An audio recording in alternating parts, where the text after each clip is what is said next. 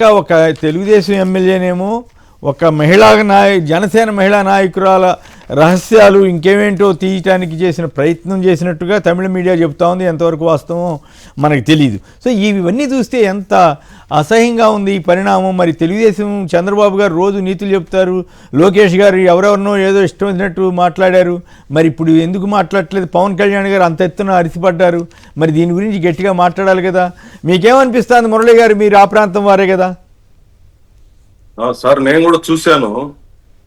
వినూత గాని వాళ్ళ భర్త చంద్రబాబు గారు లేదా సుధీర్ రెడ్డి వీళ్ళందరూ కూడా నాకు కూడా తెలిసినటువంటి దయచేసి కోట చంద్రబాబు అని లేకపోతే మిస్లీడింగ్ గా అపార్థం చేసుకునే ప్రమాదం. కోట చంద్రబాబు గారు వీళ్ళు కూడా అందరూ తెలిసిన వాళ్ళే. దాంట్లో ఏమి దగ్గరగా చూస్తుంటాం, ఎందుకంటే రకరకాల కార్యక్రమాల్లో మీకు కూడా పరిచయం ఉంది, బాగా పరిచయం. అంటే జరిగినటువంటి ఘటనలో ఒక అమాయకుణ్ణి బలి చేశారు అనేది చాలా క్లియర్ గా కనిపిస్తోంది. ఏమైనా ఇట్లాంటి వ్యవహారాలు మాత్రం చాలా దురదృష్టకరమైనటువంటి ఏమి సందేహం లేదు. కానీ ఈ సందర్భంలో క్లియర్ గా కోట చంద్రబాబు స్పష్టంగా చెప్పింది ఏమంటే, బొజ్జల సుధీర్ రెడ్డి దీని వెనకాల ఉన్నాడు, మేము ఈ పరిస్థితి రావడానికి కారణం మాకేమి సంబంధం లేదన్నట్టుగా ఆమె గాని ఆయన గాని మాట్లాడారు.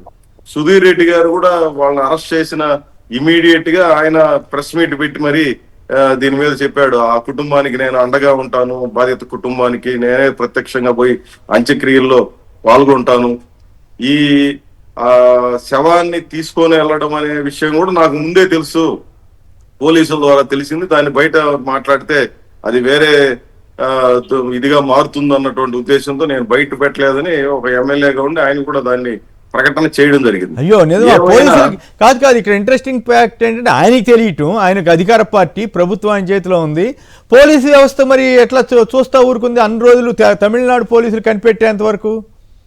అదే ఇప్పుడు నాకు కూడా అర్థం కాదు. అదే పోలీసులు ఈయనకు ముందుగానే తెలిపారని కూడా చెప్పాడు ప్రెస్ మీట్ లో సుధీర్ రెడ్డి గారు. ఓకే, పోలీసులు తెలియజేస్తే ఎందుకు దాన్ని ఈయన సీరియస్ గా తీసుకోలేదు, లేదా మీరు అన్నట్టుగా పైకి చెప్పలేదు, పోలీసుని ఇన్వాల్వ్ చేయలేదు, ఈ పరిణామాలన్నింటిలో ఎందుకు వీళ్ళు ప్రేక్షక పాత్ర వహించారు అనేది నాకు అర్థం కాని ప్రశ్న. ఒకటి మాత్రం క్లియర్ కనిపిస్తోంది, వీళ్ళిద్దరి మధ్య ఉన్నటువంటి తగాదాలే ఇది ఒక పరాకాష్ఠకు చేరింది అనేది చాలా క్లియర్ గా కనిపిస్తోంది. ఏమైనప్పటికీ వీళ్ళు చెబుతున్నది ఆచరణలో వ్యవహరిస్తున్నటువంటి తీరు ఎంత తేడాగా ఉంటుందనేది క్లియర్ గా కనిపిస్తుంది. వ్యక్తిగత వ్యవహారాలు లోపల ఏం జరిగింది, బయట ఏం జరిగింది, ఈ విషయాలన్నింటినీ మాట్లాడుకోవడం అసందర్భం అవుతుంది. ఇది కూడా కాదు, ప్రజా సమస్యలకి రిలేట్ అయ్యి ప్రజా దృష్టి దీంట్లో ఏమీ లేదు.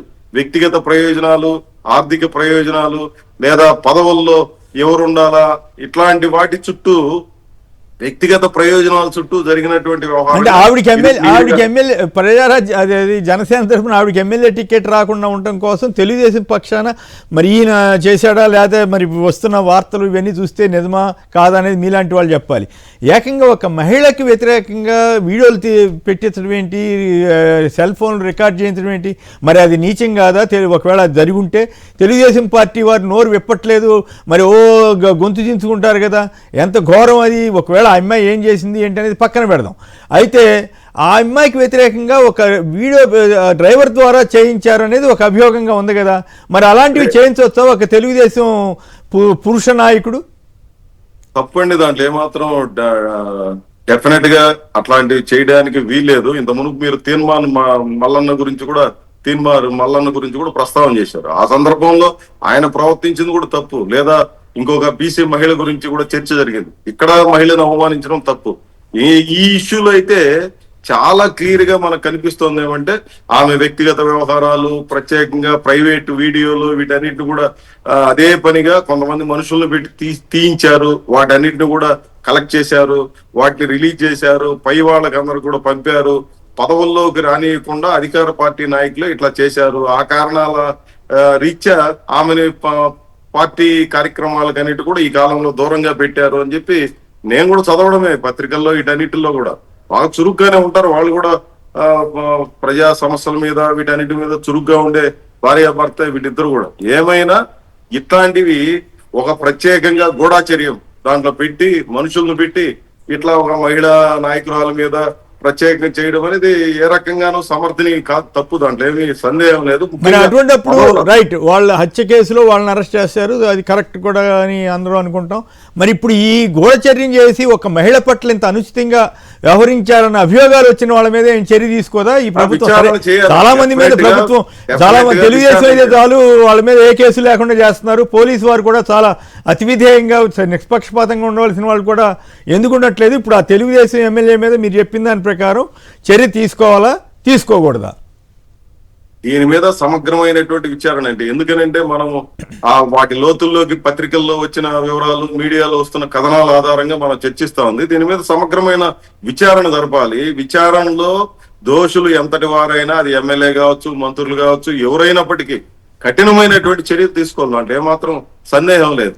తప్పులు జరిగిన చోట ఎక్కడైనా సరే దాన్ని విడిచిపెట్టాల్సిన అవసరం లేదు. ఫెయిర్ గా వీటన్నిటిలో విచారణలు జరపాలనేది మేము మొదటి నుంచి చెప్తున్నాం. ఈ ఘటనలో కూడా అంతే. ఈ ఘటనలో కూడా క్లియర్ గా విచారణ జరిపించాలి. ఇదేదో తమిళనాడు పోలీసుల వ్యవహారంగా తమిళనాడు పోలీసులు తమిళ టీవీ ఛానల్ బయట పెడితే గానీ ఈ విషయాలేం మనకి తెలియలేదు. వాళ్ళకి వ్యవహారం సంబంధించింది కాకుండా ఆమె అమ్మాయి కీర్తి అనే అమ్మాయి వాళ్ళ చెల్లెలు, ఆ చనిపోయినటువంటి రాయుడు చెల్లెలు కూడా చెప్పింది, నేను చివరికంట దీని వెనక నేను పోరాడతాను న్యాయం జరిగే వరకు అని చెప్పింది. కేసుగా తీసుకొని మొత్తం వివరాలన్నిటిని కూడా బయటికి వెల్లడి చేయాలి. దీని వెనక ఎవరున్నప్పటికీ కఠినంగా వ్యవహరించాలనేది నేను కోరుతున్నాను. రైట్.